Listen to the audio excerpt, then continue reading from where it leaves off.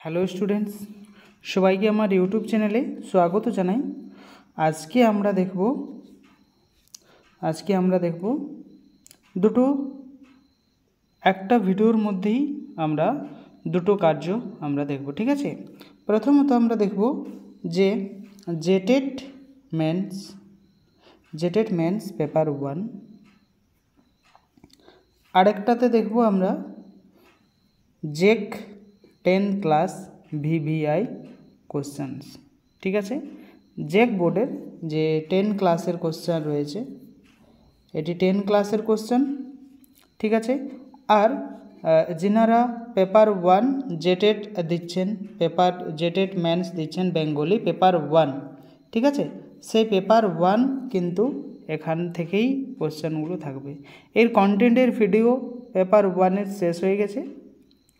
MCQ এবং কিছু short টাইপের কোশ্চেন আমরা দেখব, ওয়ান লাইনার কোশ্চেন আমরা দেখব জেটেড মেন্সের জন্য। আর জেক বোর্ড যারা দিচ্ছেন, যেসব স্টুডেন্টরা, তাদের জন্য ভিভিআই এই প্রশ্নগুলো খুব ইম্পর্টেন্ট প্রশ্ন এগুলো, ঠিক আছে। তাহলে জেটেডের যে সিলেবাস, সেটি পেপার 1টা 10 ক্লাসের সিলেবাসটা সেম থাকবে, ঠিক আছে।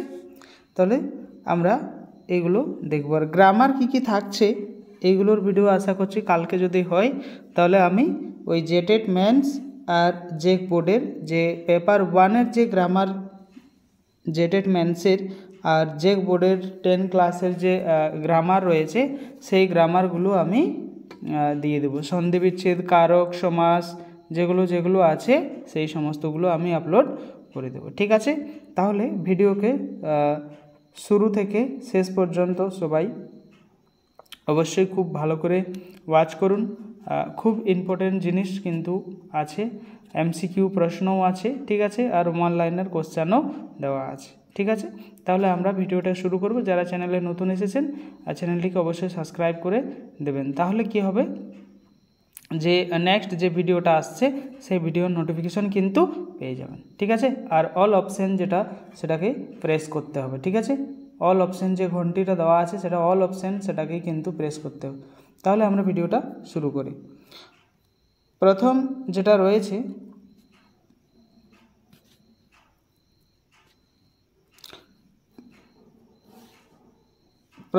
রয়েছে, সেটি আমাদের গদ্য, ঠিক আছে। সেটি কি আছে, আমাদের গদ্য, ঠিক আছে। প্রথম যেটা আছে সেই গদ্যের আমাদের নেওয়া হয়েছে ভাগীরথীর উৎস সন্ধানে, ঠিক আছে। ভাগীরথীর উৎস সন্ধানে লেখক হচ্ছেন জগদীশচন্দ্র বসু। কে লিখেছেন? জগদীশচন্দ্র বসু লিখেছেন, ঠিক আছে। আমরা জগদীশচন্দ্র বসুর জন্ম তারিখটা আমরা দেখব, জন্ম তারিখটা, ঠিক আছে। তাহলে জন্ম তারিখটা হচ্ছে 30 নভেম্বর 1858 খ্রিস্টাব্দে, ঠিক আছে। জেলা হচ্ছে ঢাকা, মানে এখন বর্তমানে বাংলাদেশ, ঠিক আছে। বিক্রমপুর রাড়িখাল গ্রামে, কোন জায়গা? রাড়িখাল গ্রামে, ঠিক আছে। পরে রয়েছে লেখকের বাড়ির পাশ দিয়ে গঙ্গা নদীর প্রবাহিত। তাহলে যেখানে ঘর লেখকের, সেইখান দিয়েই কিন্তু গঙ্গা নদী বয়ে যাচ্ছে। তিনি প্রতিটি সন্ধ্যায় গিয়ে কোথায় থাকতেন? নদীর তীরে বসতেন। তার গঙ্গার স্রোতের ধারার দিকে তাকিয়ে থাকতেন আর প্রশ্ন তার সাথে কি জাগতো? প্রশ্ন জাগতো। কি ধরনের প্রশ্ন জাগতো সেখানে? যে এই নদীটা কোথার থেকে এসেছে, এর কলধ্বনিতে আমরা কি শোনা যায়, এই ধরনের প্রশ্ন জাগতো। তিনি ভাবতেন যেন এই নদীর স্রোত ধারা মহাদেবের জটা হইতে আসিয়াছে। তিনি এটাও ভাবতেন যে এই যে মহাদেবের যে স্রোত ধারা, এটা মনে হয় মহাদেবের জটা হইতে এসেছে। এগুলোর থেকে কিন্তু এমসিকিউ কোশ্চেনগুলো তৈরি হয়। ঠিক আছে, পরে নেক্সট রয়েছে লেখক এটাও দেখত যে সে গঙ্গা নদীতে তার আত্মীয়দের মৃতদেহ চিতার আগুনে পুড়ে ছাই হতে যেতে। আর কবি বসে বসে এটাও দেখতেন যে তার যে আত্মীয় স্বজন ছিল সেই তাদেরই কিন্তু তারারাকেও সেই গঙ্গার তীরে আগুনে পুড়ে ছাই হতে দেখেছেন। আর তোমাদেরও যাদের নদীর তীরে বাড়ি তারা সবাই জানেন যে কিভাবে মানুষকে পোড়ানো হয়, আমরা পুড়ে ভস্ম হতে তার ছাই নদীতে ভাসিয়ে দিতে দেখেছি। লেখক কি দেখার জন্য উৎসুক ছিল? তাহলে লেখক কি ছিল? গঙ্গা নদীর উৎপত্তি স্থল। ঠিক আছে, উৎপত্তি স্থল দেখার জন্য উৎসুক ছিলেন তিনি। হিমালয় পর্বতটি কেমন দেখতে ছিল দূর থেকে? ঠিক আছে, দূর থেকে কেমন দেখাতো? তাহলে সেটি দেখাতো ত্রিশূল এর মতো। কেমন দেখাতো? ত্রিশূলের মতো সেই হিমালয় পর্বতটি দেখাতো। লেখক কার কথা বেশি মনে করতেন বা স্মরণ করতেন? লেখক কার কথা বেশি মনে করতেন বা স্মরণ করতেন? আর্য ঋষিগণের কল্পনা, মহাদেব ও মহামায়ার কথা স্মরণ করতেন বা মনে পড়তেন। লেখক অবসন্ন হয়ে কোথায় উপস্থিত হলেন? তাহলে অবসন্ন হয়ে কোথায়? নন্দা দেবীর পাদ দেশে উপস্থিত হলেন। ঠিক আছে, পরে নেক্সট রয়েছে সেখানে গিয়ে লেখক কিসের ধ্বনি শোনা বা লেখককে কিসের ধ্বনি শোনা পেতেছিল? ঠিক আছে, বা যাচ্ছে। তাহলে যখন এই হিমালয় এর মধ্যে চলে গিয়েছেন তখন শত শত শঙ্খের ধ্বনি যেন তার কানে বাজছে, সেই ধরনের আওয়াজ কিন্তু শোনা যায়। গম্ভীর আওয়াজ কিসের শোনা যাচ্ছিল? তাহলে হিমানী প্রপাতের গম্ভীর আওয়াজ শোনা যাচ্ছিল। কখনো কখনো অনেক জোর সেই হিম মানে বরফ যখন পড়তো সেই একটা পর্বত থেকে নিচে, তখন কিন্তু এই ধরনের আওয়াজ পেত। হিমালয়কে দেখে লেখকের কি মনে হলো? এটাই সেই পুরনো বর্ণিত মহাদেবের শ্বেত শুভ্র জটা। তাহলে বলছি আমরা যেটা শুনেছি বা উল্লেখ আছে যে মহাদেবের জটা, তাহলে কি এটাই মহাদেবের শ্বেত শুভ্র মানে সাদা এবং খুব সুন্দর যেটি, এটাই কি? পরে রয়েছে লেখক কিসের লাভ করেন? ঠিক আছে, লেখক কিসের লাভ করেন? তাহলে ভাগীরথীর উৎসের সন্ধান লাভ করেন। ঠিক আছে, এগুলো থেকে শর্ট কোশ্চেন হয়।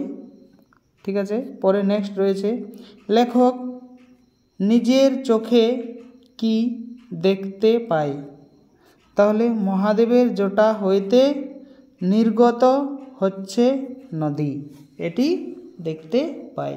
ঠিক আছে, পরে রয়েছে হিমকণাগুলি প্রথমে কোথায় প্রবেশ করে? তাহলে যে হিমকণা সেগুলো প্রথমে কোথায় প্রবেশ করে? ঠিক আছে, তাহলে গিরি দেশে প্রবেশ করে। কোথায় করে? গিরি দেশে। ওই জল নদীতে প্রবাহ করার পর কি কি লাভ দেয়? তাহলে ওই যখন নদীতে জলটি প্রবেশ করে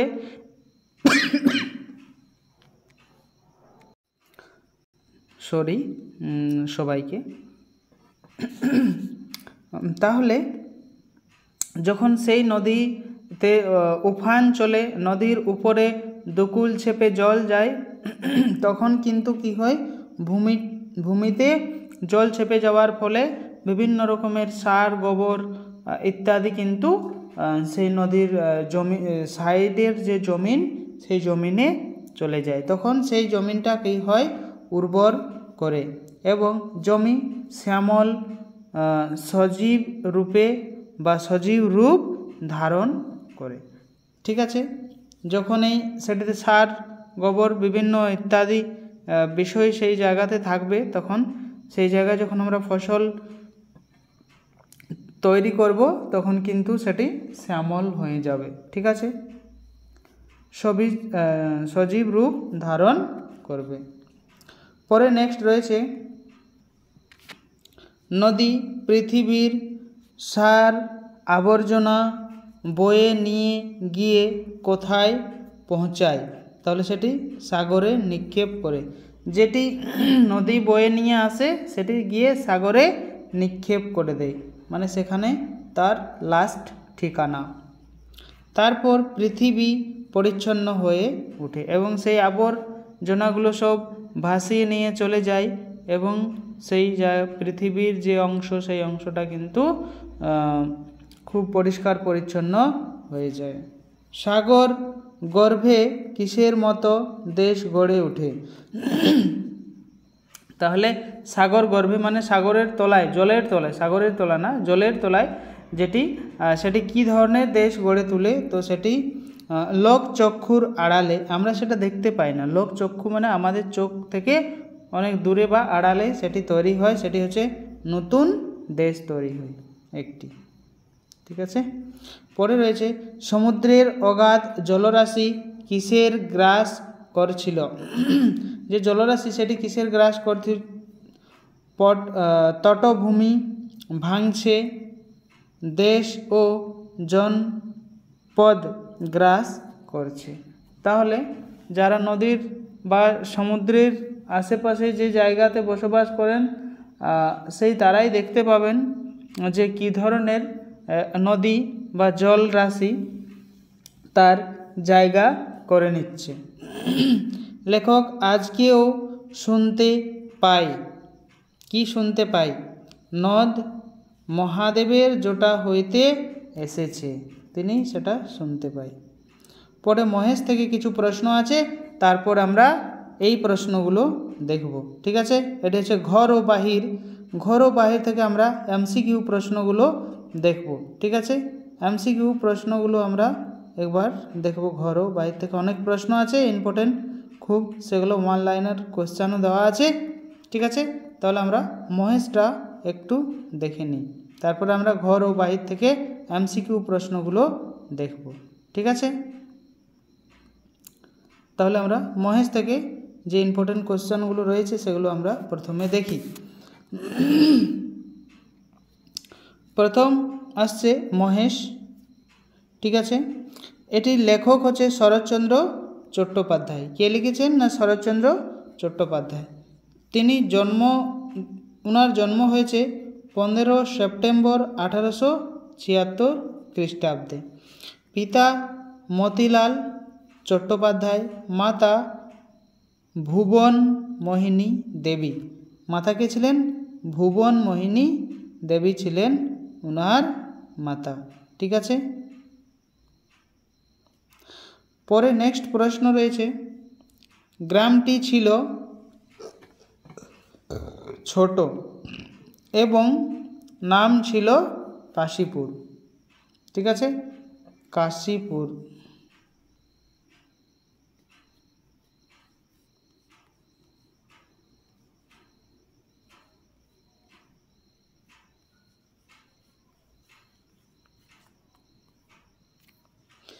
নামটি কি ছিল? কাশীপুর ছিল। ঠিক আছে, দীর্ঘী হবে।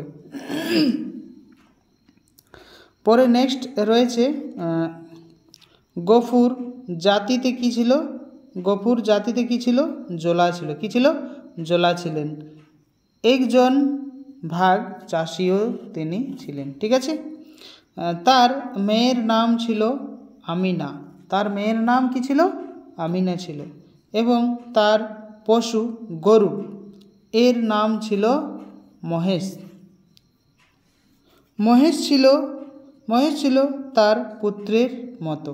ঠিক আছে। পরপর কাশীপুরের 2 বছর চাষ হয়নি। তাহলে পরপর কাশীপুরে কত বছর চাষ হয়নি? 2 বছর চাষ হয়নি। এই ধরনের প্রশ্নই কিন্তু থাকে বিশেষ করে। গফুর মহেশকে নিজের ছেলের মতো ভালোবাসতেন। তাহলে গফুর কী করতো? মহেশকে, মানে সেই গরুটাকে নিজের ছেলের মতোই ভালোবাসত। কাশীপুর গ্রামটি ছিল হিন্দু। যে গ্রামটা, সেই গ্রামটা কাশীপুর, সেটি কী ছিল? হিন্দু গ্রাম ছিল। পূজারী ব্রাহ্মণ এর নাম ছিল কি? তর্করত্ন। কি নাম ছিল? তর্করত্ন। গফুর মহেশকে 8 বছর ধরে লালন পালন করেন। কত বছর ধরে? 8 বছর ধরে লালন পালন করেন। ঠিক আছে। পরে নেক্সট প্রশ্ন রয়েছে, গফুরের মোট কত দিন জ্বর আসে? তাহলে 4-5 দিন গফুরের মোট জ্বর এসেছিল। আমিনা ঘন্টার পর ঘন্টা কোথায় দাঁড়িয়ে থাকতো? তাহলে কোথায় গিয়ে ঘন্টার পর ঘন্টা আমিনা দাঁড়িয়ে থাকতো? পুকুর ধারে জল আনতে গিয়ে। সে তো মুসলমান মেয়ে, তার জন্য তাকে কিন্তু সহজেই জল তারা দিতেন না। সেই হিন্দু মেয়েরা জল নিত এবং ধোয়া ধাকলা যে জল, সেই জলটাই কিন্তু আমিনাকে দিত। সেটাও অনেক দূরে গিয়ে তার কলসি, যে মাটির কলসি ছিল, সেই মাটির কলসিতে গিয়ে ঢেলে দিত, তারপর সেটি সে নিয়ে আসত। এখন আমরা দেখব ঘর ও বাহির। প্রশ্ন এমসিকিউ দেখব।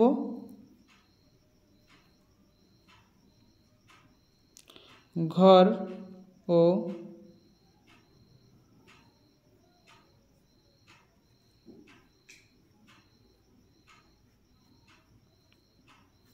বাহির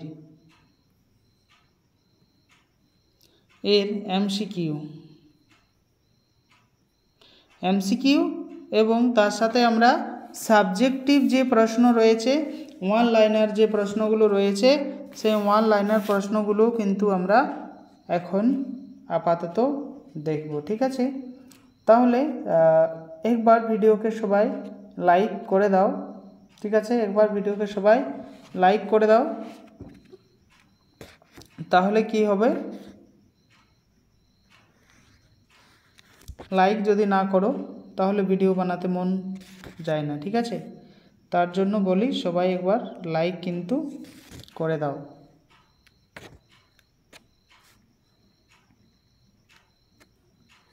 ঘর ও বাহির থেকে আমরা প্রশ্নগুলো এখন আপাতত দেখব। ঠিক আছে। এটি রবীন্দ্রনাথের ছোটবেলার যে কাহিনী, সেই কাহিনীটাকে তুলে ধরা হয়েছে। ঠিক আছে। এর কন্টেন্টের ভিডিও 6টি ভিডিওতে কমপ্লিট করানো আছে, গিয়ে সেটি দেখতে পারেন, কোনো অসুবিধা নেই। ঠিক আছে। 6টি ভিডিওতে কমপ্লিট করানো আছে, খুব সুন্দর করে বোঝানো আছে। ঠিক আছে। যারা এখনও দেখেননি তারা গিয়ে দেখতে পারেন, কোনো অসুবিধা নেই, সেখান থেকে কোনো প্রশ্নই কিন্তু বাদ পড়বে না। ঠিক আছে। তাহলে আমরা শুরু করব। যারা চ্যানেলে নতুন এসেছেন তারা চ্যানেলটিকে সাবস্ক্রাইব করে দেবেন। তাহলে আমরা ঘর ও বাইরে থেকে ফার্স্ট প্রশ্নটা কি বলছে, 30টা প্রশ্ন আমরা এমসিকিউ দেখব, তারপর আমরা কিছু 1 লাইনার প্রশ্ন দেখব সাবজেক্টিভের জন্য। ঠিক আছে, বা এখান থেকেও এমসিকিউ আমরা বানাতে পারবো। প্রথম প্রশ্ন রয়েছে 1 নম্বর প্রশ্ন রয়েছে, হয়তো তখন কালের বিশেষত্ব, তখন তার কালের বিশেষত্ব হলো। তাহলে কি কাল ছিল? ঠিক আছে। তো এর সঠিক উত্তর আমরা যদি দেখি তাহলে হয়ে যাবে খ ভোগ বিলাসের আয়োজন করা ভোগ বিলাসের আয়োজন ছিল না। সেই সময় ভোগ বিলাসের আয়োজন মানে ভোগ বিলাস বলতে এখনকার যে নতুন জমানা বা মডার্ন জমানা, আর যে স্টুডেন্ট বা বাচ্চা কাচ্চারা রয়েছে তারা কিন্তু মডার্ন জমানা, ঠিক আছে। ভোগ বিলাসের আয়োজন তখন ছিল না, কিন্তু এখন সেটি আছে। ভোগ বিলাস বলতে নিজের পছন্দ অপছন্দ, যাওয়া আসা, খাওয়া দাওয়া, পড়া উড়া সমস্ত কিছুই। আমি সেটিতে ভালো করে বলে দিয়েছি, যারা দেখেননি এখনও দেখে নিন, খুব ভালো লাগবে। নেক্সট প্রশ্ন রয়েছে, ছেলেদের পক্ষে এমন বালাই আর নেই। তাহলে বালাই কথার অর্থটা কি? তাহলে 2 নম্বরের সঠিক উত্তর হয়ে যাবে দোষ, ঠিক আছে। পরে 3 নম্বর প্রশ্নকে দেখব আমরা।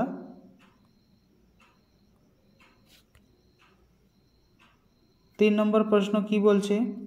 3 নম্বর প্রশ্ন বলছে, লেখকেরা কত বছর পর্যন্ত মোজা পরেননি? তাহলে 3 নম্বর কোশ্চেনের 10 বছর উত্তর, ঠিক আছে। 4 নম্বর কোশ্চেন, লেখকদের বাড়ির দরজি কে ছিলেন? তাহলে এই কোশ্চেনগুলো এসেছে ক্লাস 10-এ, ঠিক আছে। ক্লাস 10-এ যারা দিচ্ছেন এই কোশ্চেনগুলো কিন্তু এসেছে, আর এখান থেকে অনেকেই কোশ্চেন থাকবে। 4 নম্বরের সঠিক উত্তর হয়ে যাবে নেয়ামত খালিফা। নেয়ামত খালিফা, তাদের যে দরজিটা ছিল সেটি ছিল নেয়ামত খালিফা। কাদের দরজি? না রবীন্দ্রনাথ ঠাকুরের, তখন তারা ছোট। শ্যামবর্ণ চেহারা বালক, এখানে কার কথা বলা হয়েছে? 5 নম্বরের সঠিক উত্তর হয়ে যাবে বাড়ির চাকর শ্যামের কথা বলা হয়েছে। 6 নম্বর প্রশ্নকে আমরা দেখব, তাহার পূর্বধারে প্রাচীরের গায়ে প্রকাণ্ড একটা চীনা বট, এখানে কার পূর্ব দিকে চীনা বট অবস্থিত? 6 নম্বরের সঠিক উত্তর হয়ে যাবে কিন্তু পুকুরের পূর্ব দিকে চীনা বট, ঠিক আছে। নেক্সট রয়েছে, নিশি দিশি দাঁড়িয়ে আছো মাথায় লয়ে জট, কবিতাটির নাম কি? তাহলে এখানে 7 নম্বরের উত্তর আমরা যদি দেখি তাহলে তার হয়ে যাবে পুরনো বট। পুরনো বট কবিতাটি কোন কাব্যগ্রন্থের অন্তর্গত? তাহলে 8 নম্বরের সঠিক উত্তর হয়ে যাবে শিশু। 9 নম্বর প্রশ্ন, নিশি দিশি দাঁড়িয়ে আছো মাথায় লয়ে জট কাকে উদ্দেশ্য করে লেখা? এটি কাকে উদ্দেশ্য করে লেখা? তাহলে এটি হয়ে যাবে বট গাছকে উদ্দেশ্য করে কিন্তু লেখা হয়েছে। ওই যে নিশি দিশি দাঁড়িয়ে আছো মাথায় জট, মানে বট গাছের যে জট থাকে, যেগুলো থাকে সেইগুলো, আর সে দিন রাত কিন্তু দাঁড়িয়েই থাকে, সেই জন্য তাকে বলা হয়েছে। বড় হইয়া যে কবিতাটি লিখিয়েছিলাম তাহাই মনে পড়ে, এখানে কোন কবিতার কথা বলা হয়েছে? 10 নম্বরের সঠিক উত্তর হয়ে যাবে কিন্তু খাঁচার পাখি ছিল সোনার খাঁচাতে। খাঁচার পাখি ছিল সোনার খাঁচাতে। নেক্সট প্রশ্ন রয়েছে যে খাঁচার পাখি ছিল সোনার খাঁচাতে, কবিতাটির নামটা কি ছিল? ঠিক আছে, 11 নম্বরের সঠিক উত্তর হয়ে যাবে 2 পাখি। নেক্সট প্রশ্ন রয়েছে, খাঁচার পাখি ছিল সোনার খাঁচাতে, এখানে কোন কাব্যগ্রন্থের অন্তর্ভুক্ত? ঠিক আছে, 12 নম্বরের সঠিক উত্তর হয়ে যাবে সোনার তরী। কিসের তরী? না সোনার তরী। পরে নেক্সট প্রশ্ন রয়েছে, বাড়িতে নতুন বধূ সমাগম হইয়াছে, নতুন বধূ সমাগমটা এখানে কার কথা বিশেষ করে বলা হয়েছে? 13 নম্বরে। ঠিক আছে, ভিডিওটা কিছুটা লম্বা হবে কিন্তু খুব ইম্পর্টেন্ট এবং খুব কার্যকারী হবে তোমাদের জন্য, 10 ক্লাস এবং জেটেড যারা মেন্স পেপার 1 দিচ্ছেন তাদের জন্য। তাহলে 13 নম্বরের সঠিক উত্তর হয়ে যাবে আপনার কাদম্বরী। ঠিক আছে, তাহার ওই ফাঁক দিয়ে দেখা যাইত, কি দেখা যেত? 14 নম্বরের সঠিক উত্তর হয়ে যাবে সিঙ্গির বাগান। ঠিক আছে, নেক্সট প্রশ্ন, সিঙ্গির বাগান হলো, সিঙ্গির বাগানটা কি? না, সিঙ্গির বাগানটা হচ্ছে সিংহ বাগান, সিংহ বাগান।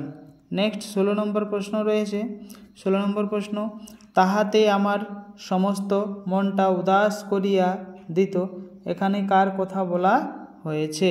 তাহলে 16 নম্বরে তার সঠিক উত্তর হয়ে যাবে কিন্তু এটি খ, চাই চাই চুড়ি চাই, খেলনা চাই ধ্বনি শুনে।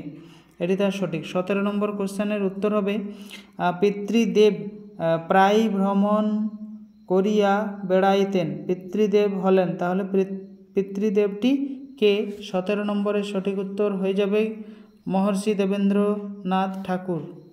তিনি এদেশ ওদেশ মানে বিলেতে তিনি ঘুরে বেড়াতেন। 18 নম্বরের কোশ্চেন রয়েছে একে তো অনেক দিনের বন্ধ করা ঘর নিষিদ্ধ প্রবেশ। এখানে কোন ঘরের কথা বলা হয়েছে? 18 নম্বরের সঠিক উত্তর হিসেবে পিতৃদেবের যে ঘরটি সেটি। আমাদের বাড়ির উত্তর পাশে আর এক খণ্ড ভূমি পড়িয়া আছে, তাকে লেখকেরা কি বলতেন? ঠিক আছে, 19-এর সঠিক উত্তর হয়ে যাবে গোলা বাড়ি। কি বলতেন? না, গোলা বাড়ি বলতেন।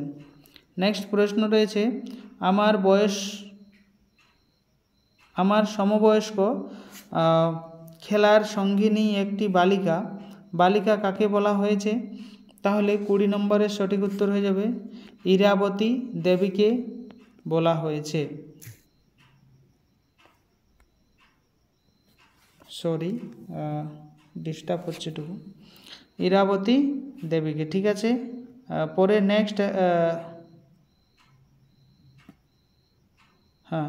21 নম্বর প্রশ্নের আমরা উত্তর দেখব ইরাবতী দেবী কার কন্যা ছিলেন? তাহলে 21-এর সঠিক উত্তর হয়ে যাবে কিন্তু দেবেন্দ্রনাথের কন্যা ছিলেন। ঠিক আছে, সেটাকে রাজার বাড়ি বলিত। সেটাকে কার বাড়ি বলিত? রাজার বাড়ি বলিত। তাহলে রাজার বাড়ি দেবেন্দ্রনাথের। 22 নম্বরের সঠিক উত্তর হয়ে যাবে একটি কবিতা। আজ সেখানে গিয়েছিলাম,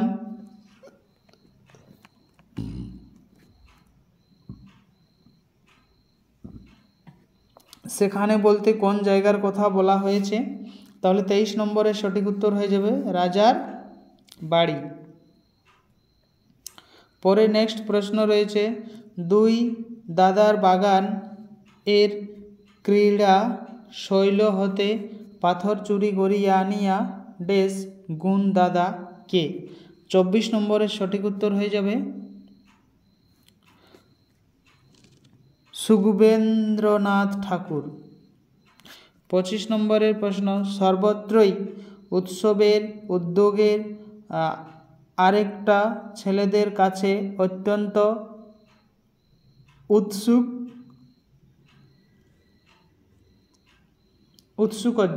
উৎসুকজনক। এখানে কোন উৎসবের কথা বলা হয়েছে? 25 নম্বরের সঠিক উত্তর হয়ে যাবে মাঘোৎসব। ঠিক আছে, নেক্সট হয়েছে যে প্রশ্নটি কেটে গেল প্রশ্নটা 26 নম্বর যেদিন বোধাদয় পড়াইবার উপলক্ষে পণ্ডিত মশাই বলিলেন, বোধাদয় কে লিখেছেন? ঠিক আছে, 26 নম্বরের সঠিক উত্তর হয়ে যাবে 26 নম্বরের সঠিক উত্তর হয়ে যাবে গ ঈশ্বরচন্দ্র বিদ্যাসাগর। 27 নম্বর প্রশ্ন রয়েছে যেদিন বোধাদয় পড়াইবার উপলক্ষে পণ্ডিত মশাই বলিলেন, পণ্ডিত মশাই হলেন, তাহলে পণ্ডিত মশাইটা কে ছিলেন? 27 নম্বরের সঠিক উত্তর হয়ে যাবে নীলকমল ঘোষাল। কে হবে? নীলকমল ঘোষাল হবে। 28 নম্বর প্রশ্নকে দেখব আমরা সিঁড়ির উপর সিঁড়ি লাগাইয়া উপরে উঠিয়া যাও না, কোথাও মাথা ঠেকিবে না কথাটি বলেছেন। সেই না কথাটি কে বলেছেন? তাহলে এখানে আমরা 28 নম্বরের সঠিক উত্তর যদি দেখি তাহলে তার সঠিক উত্তর হয়ে যাবে 28-এর সঠিক উত্তর হয়ে যাবে পণ্ডিত মশাই। তিনি কথাটা বলেছেন, কোথাও না কোথাও ঠেকাবে মাথা। সেই 29 নম্বর প্রশ্ন দেখব সেই বিচিতি হইতে যে গাছ হইতেও পারে এ কথা মনে করিয়া ভারী বিস্ময় এবং উৎসুক জন্মিত। তাহলে এখানে আমরা দেখব 29 নম্বরের সঠিক উত্তরটা কী হবে। সেই বিচি হইতে যে গাছ হইতেও পারে এ কথা মনে করিয়া ভারী বিস্ময়, এখানে উৎসুক জন্মিত, এখানে কার কথা বলা হয়েছে? 29 নম্বরের সঠিক উত্তর হয়ে যাবে আতার বিচি। ঠিক আছে, আতার বিচি। পরে নেক্সট 30 নম্বর প্রশ্নটা দেখব আমরা। 30 নম্বর প্রশ্নটা বলছে, কখনো কখনো তাহার কাছে শুনিতাম, আজ সেখানে গিয়েছিলাম। কার কাছে একথা রবীন্দ্রনাথ শুনতেন বা শুনেছিলেন? ঠিক আছে, 30 নম্বরের উত্তরটা আমরা পেয়ে যাব, রবীন্দ্রনাথ তার খেলার সঙ্গিনী নিয়ে একটি বালিকার কাছে শুনিতেন বা শুনেছিলেন। ঠিক আছে, তাহলে আমরা MCQ যে প্রশ্নগুলো ছিল সেগুলো 30টা প্রশ্ন এখন আমরা দেখলাম। দিয়ে এখন আমরা সাবজেক্টিভ যে প্রশ্নগুলো আছে সেই প্রশ্নগুলো আমরা এখন ওয়ান লাইনার যে প্রশ্নগুলো আছে সেই প্রশ্নগুলো কিন্তু আমরা একটু দেখব। আর এখান থেকেও কিন্তু প্রশ্নগুলো হয়। ঠিক আছে, এখান থেকেও প্রশ্নগুলো MCQ হয়। তাহলে এগুলো খুব ইম্পর্টেন্ট হবে তোমাদের জন্য। তাহলে কি বলছি আমরা, যে আগের যেগুলো দেখলাম এই টাইপেরই কোশ্চান এগুলো। ঠিক আছে, এই যে দেখলাম এগুলো সেই রকমই কোশ্চান। ঠিক আছে, তাহলে আমরা দেখব সেই ওয়ান লাইনার কোশ্চানগুলো 30-এর পর।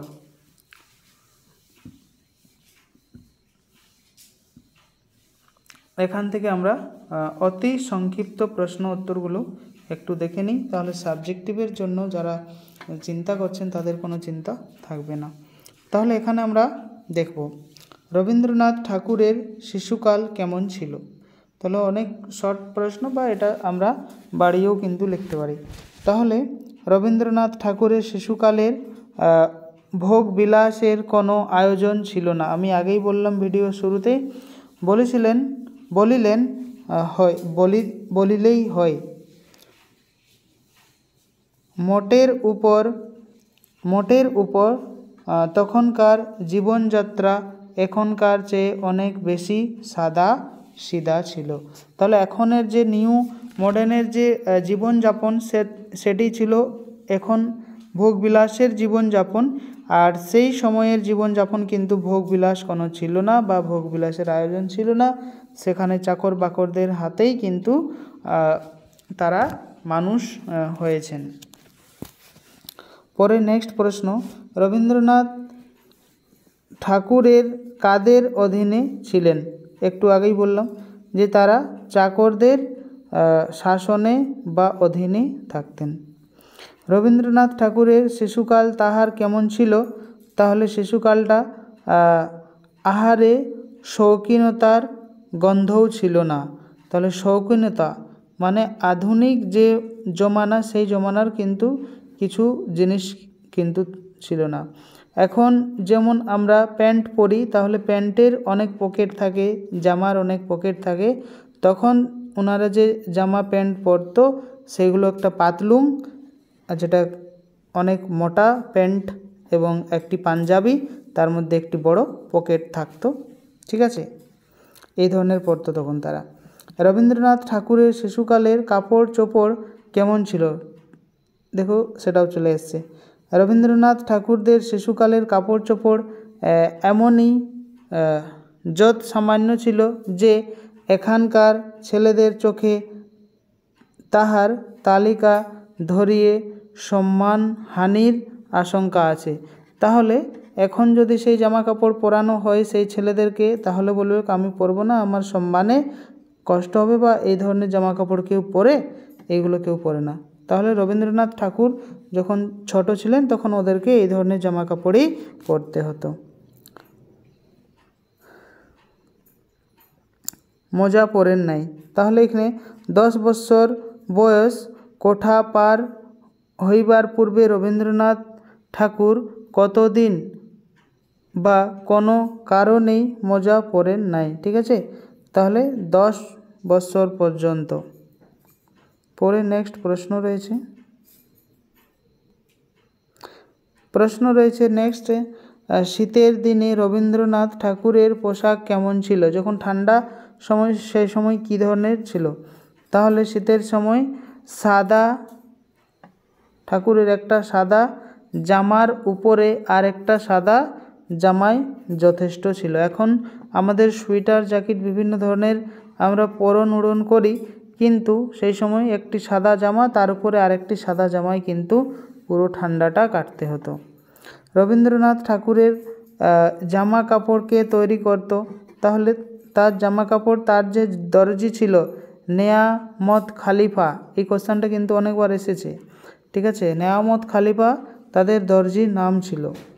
রবীন্দ্রনাথ ঠাকুরের কজোড়া চটি জুতো থাকতো? কজোড়া চটি জুতো থাকতো? এক জোড়া চটি জুতো থাকতো। এখন কিন্তু আমরা 5 থেকে 6 জোড় চটি জুতো বিভিন্ন রকমের আমাদের থাকে। ঠিক আছে, তখন কিন্তু এ ধরনের ছিল না। রবীন্দ্রনাথ ঠাকুরের চেয়ে যাহারা বড় তাহারা কিভাবে থাকতো? তাহলে রবীন্দ্রনাথ ঠাকুর যে বয়সে থাকতো তাদের থেকে যে যারা বড় বেশি বয়স্ক তারা কী ধরনের জীবনযাপন করতো বা কীভাবে থাকতো তারা?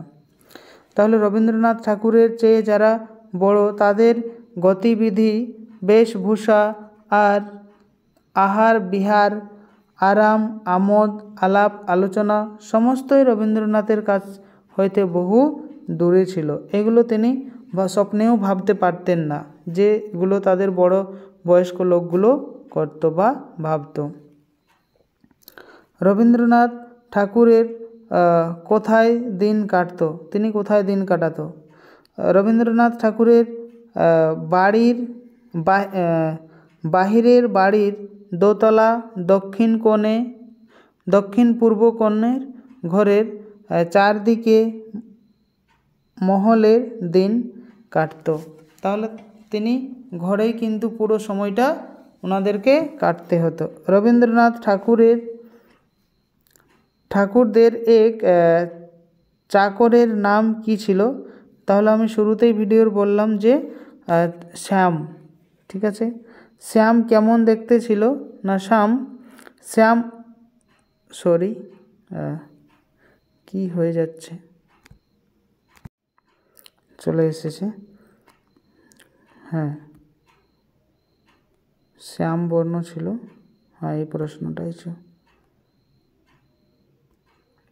তাহলে আচ্ছা, দেখতে কেমন ছিল? ঠিক আছে, তাহলে শ্যাম বর্ণের চেহারা, মাথায় লম্বা চুল, খুলনা জেলায় তাহার বাড়ি। খুলনা জেলাটা হচ্ছে এখন বর্তমানে কিন্তু বাংলাদেশের মধ্যে। ঠিক আছে, শ্যাম কিভাবে রবীন্দ্রনাথ ঠাকুরকে আটকে রাখত? তাহলে রবীন্দ্রনাথ ঠাকুরকে ঘরের একটি নির্দিষ্ট স্থানে বসাইয়া রবীন্দ্রনাথ ঠাকুরের চারিদিকে খড়ি দিয়ে গণ্ডি কাটিয়া দিত, আর গম্ভীর মুখ করিয়া তর্জনী তুলিয়া বলিয়া যাইত, গণ্ডির বাইরে গেলে বিষম বিপদ। এখানে এটাও উল্লেখ করেছিল যখন সেই চাকর সেখানে থেকে চলে যেত, তখন কিন্তু সেই সীতামাতা এবং লক্ষ্মণের যে সংবাদ সেটাকেও কিন্তু সেখানে তিনি উল্লেখ করতেন যে যদি ঘর থেকে এইভাবে বেরোনো বা বেরিয়ে যাও তাহলে কিন্তু সীতামাতার যে বিপদ হয়েছিল সেই বিপদ তোমারও কিন্তু হতে পারে। সেই ভয়েই কিন্তু রবীন্দ্রনাথ ঠাকুর চুপচাপ ঘরের কোণের মধ্যে নির্দিষ্ট স্থানে বসে থাকতো, আর সারাদিন তার সেই জানালা দিয়ে পুকুরের দিকে আর সেই গাছের বড় ছায়ার তলার দিকে দেখতে থাকতো। রবীন্দ্রনাথ ঠাকুরের ঘরে জানালার নিচে কি ছিল? তাহলে ঘরের জানালার নিচে একটি ঘাট বাঁধানো পুকুর ছিল। আমি বললাম যে সেটাই ঘাট বাঁধানো পুকুরটির পূর্ব ধার কি ছিল? তাহলে ঘাট বাঁধানো পুকুরটির পূর্ব ধারের, ভিডিওতে অনেক ডিস্টার্ব হচ্ছে, ঠিক আছে।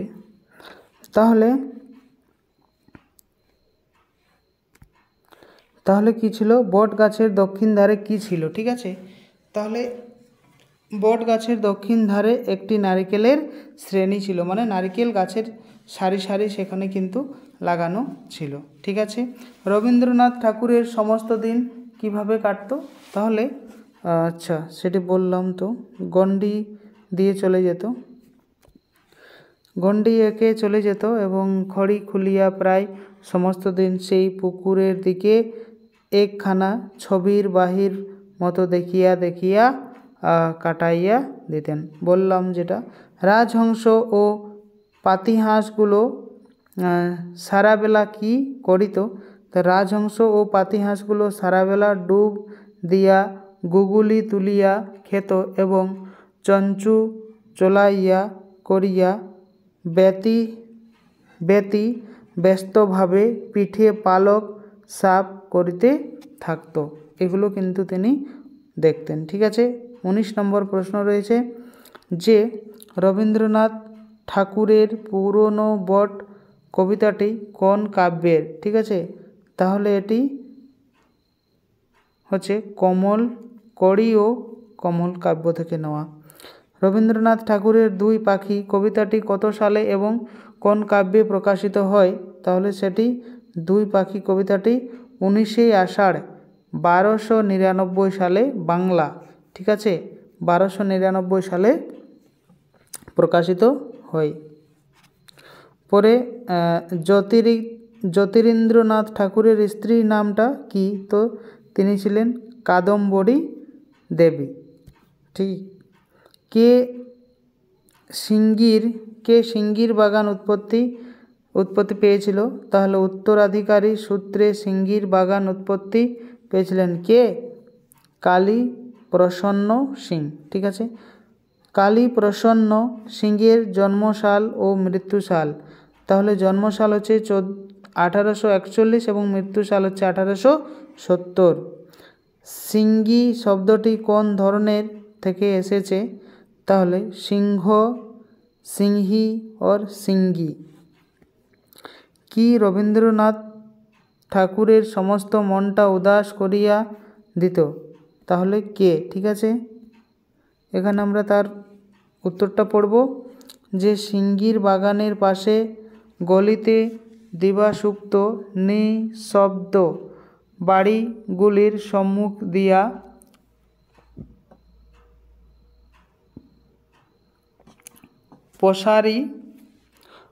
পশারি সুর করিয়া চাই চুড়ি চাই খেলনা চাই হাকিয়া যাইত, তাহাতে রবীন্দ্রনাথ ঠাকুরের সমস্ত মন উদাস করিয়া দিত।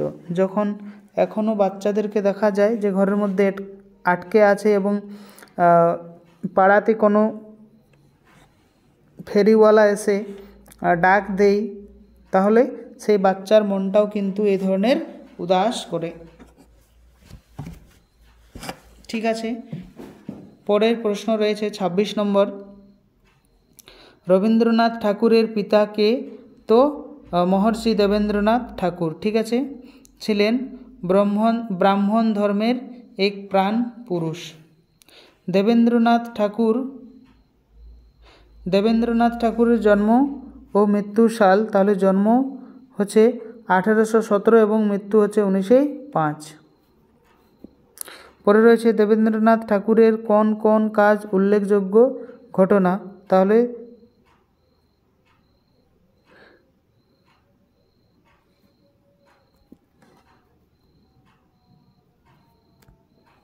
এখানে কিন্তু দেবেন্দ্রনাথ ঠাকুরের তত্ত্ববোধিনী সভা প্রতিষ্ঠা, তত্ত্ববোধিনী পত্রিকার প্রচলন সমকালে উল্লেখযোগ্য ঘটনা, ঠিক আছে।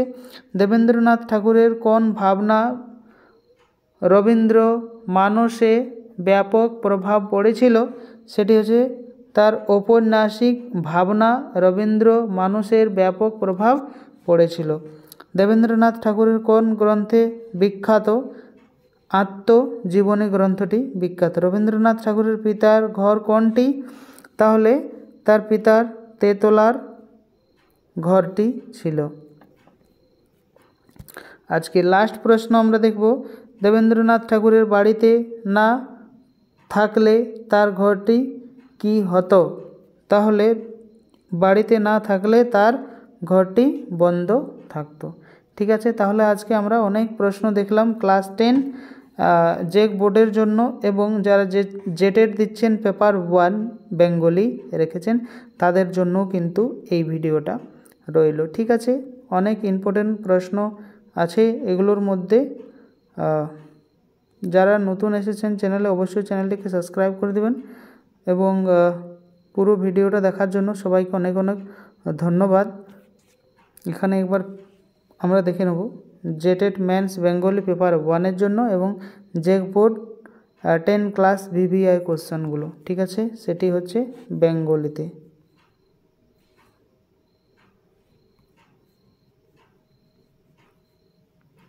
বেঙ্গলি। ঠিক আছে, থ্যাংক ইউ সবাইকে পুরো ভিডিওটা দেখার জন্য।